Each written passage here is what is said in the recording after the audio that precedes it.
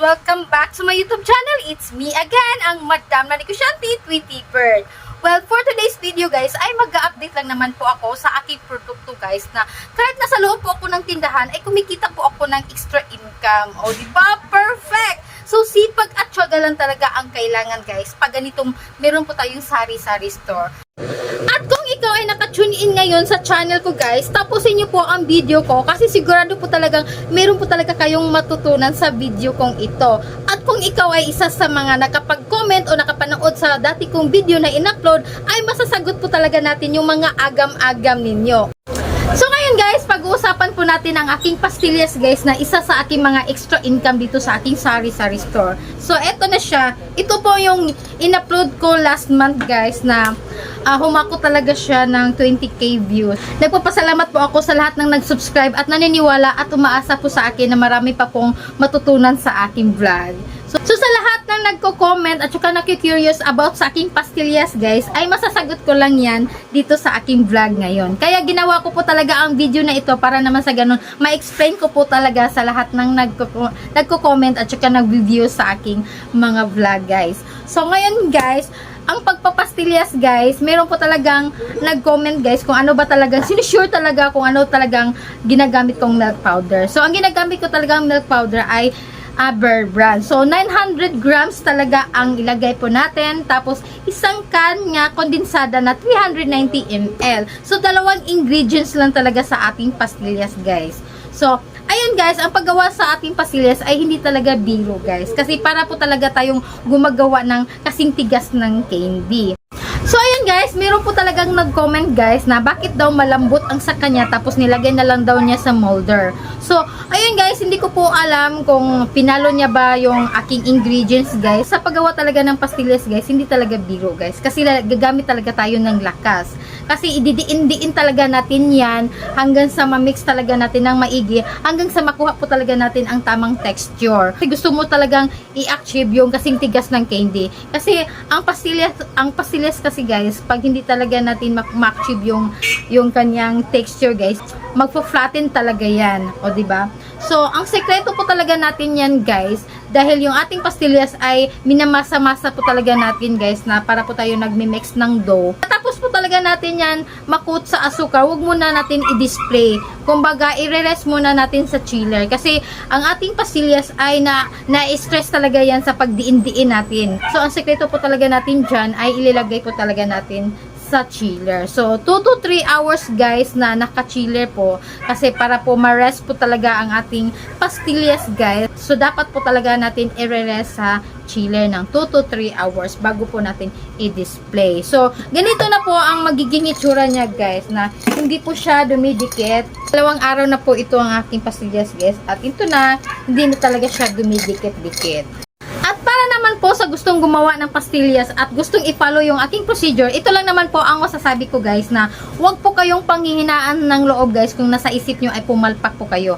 Hindi po talaga kayo pumalpak, kaya ipagpatuloy nyo lang po ang pagmimix ng ating pastillas guys. So ang una mo talagang may encounter yan guys ay dry na dry talaga ang ating pastillas. Hirap talaga yan i-mix. Ang pagmimix talaga natin dyan ay para po tayong nagmimix ng dough. So magte-take po talaga ng time yan guys. So 30 minutes to 45 minutes. So depende po talaga kung gaano po kalakas ang pagdidiin-diin mo, pagmi-mix-mix mo. Hanggang sa ma-achieve talaga ang tamang texture ng ating pastillas guys. O diba? So yun talaga ang dapat mong gawin guys at huwag po kayong panghinayan. Isipin nyo talaga guys na kasalalay po ang puhunan nyo. Kasi mahal po talaga yung milk powder at saka yung kondensada. O diba? So yan po talaga lagi nyong isipin guys na bakit nagawa sa iba sa akin hindi. So yan po talaga ang tips ko talaga sa inyo guys na para ma-achieve nyo talaga ang tamang texture, dapat po talaga i-follow nyo talaga kung ano dapat ang procedure.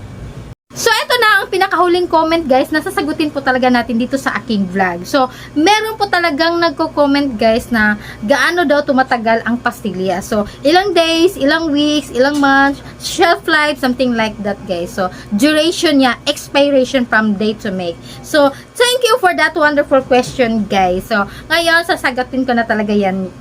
So, eto na. Ang pastillas talaga natin guys ay na-expose na talaga yan sa lalagyan. So, from day to make ay 7 days lang talaga ang expiration niya. So, kung gusto mo talagang ma-extend ang shelf life niya, guys, pag malagay po talaga natin yung pastillas sa chiller, guys, ay mag-extend talaga yan hanggang 3 weeks. So, 3 weeks talaga yan, guys. So, proven and tested talaga sa akin yan kasi tinatry ko talaga yung aking pastillas na nag-set aside talaga ako ng isa, guys, hanggang 7 days. Mag-iiba na talaga ang lasa niya. Pero okay pa naman, makakain pa naman. Hindi naman po nagsasakit yung tiyan ko.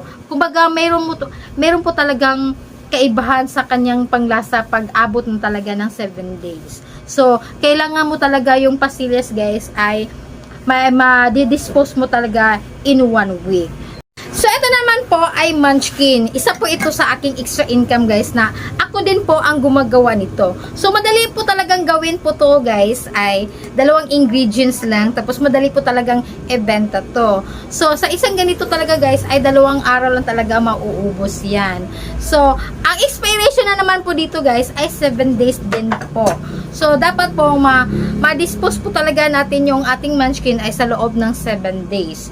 So, meron pa po akong isang pinaka bestseller ko talaga dito sa aking tindahan, guys, na halos araw-araw talaga akong gumagawa ay ang aking ice candy.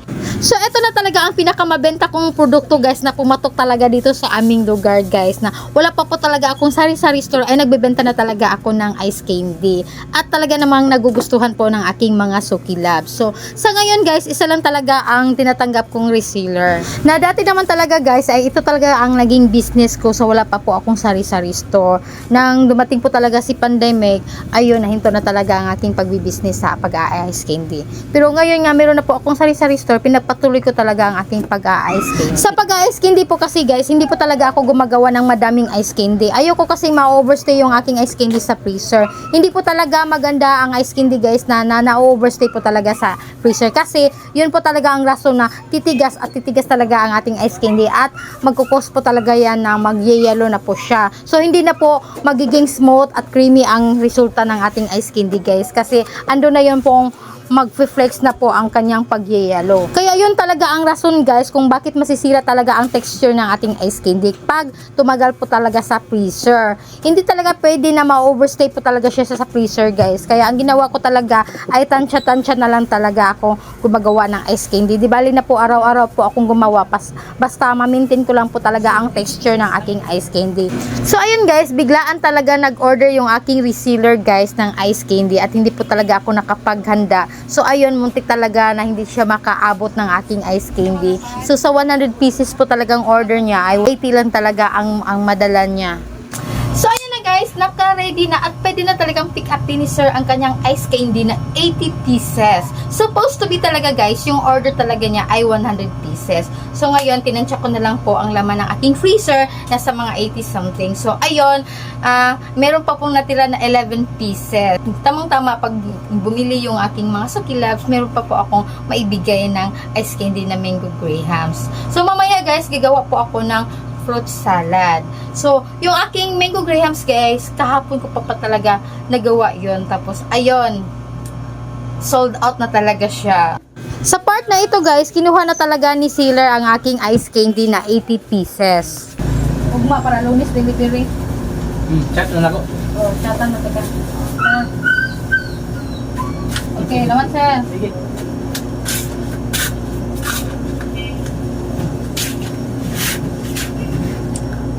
So, ayun na, guys, kinuha na ni sir ang kanyang order. O, diba? Perfect. So, my parents sila. Sipag at tiyaga lang talaga ang kailangan, guys, pag ganitong meron po tayong munting sari-sari store, guys. So, advantage na talaga sa mga madiscarding nanay na katulad ko na meron po akong munting sari-sari store na pinapalago, guys.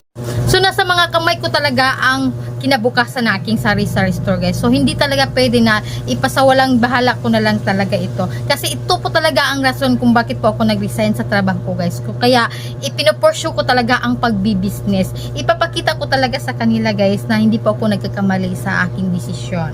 At dito na po nagtatapos ang aking video at sana po ay may natutunan po kayo sa araw na ito. At para naman po sa mga bago dyan sa aking channel, huwag niyo pong kalimutan na pindutin ang subscribe button and hit notification bell para lagi po kayong updated sa aking mga videos na ina-upload. So, that's it for today's video. Thank you for watching. Bye-bye!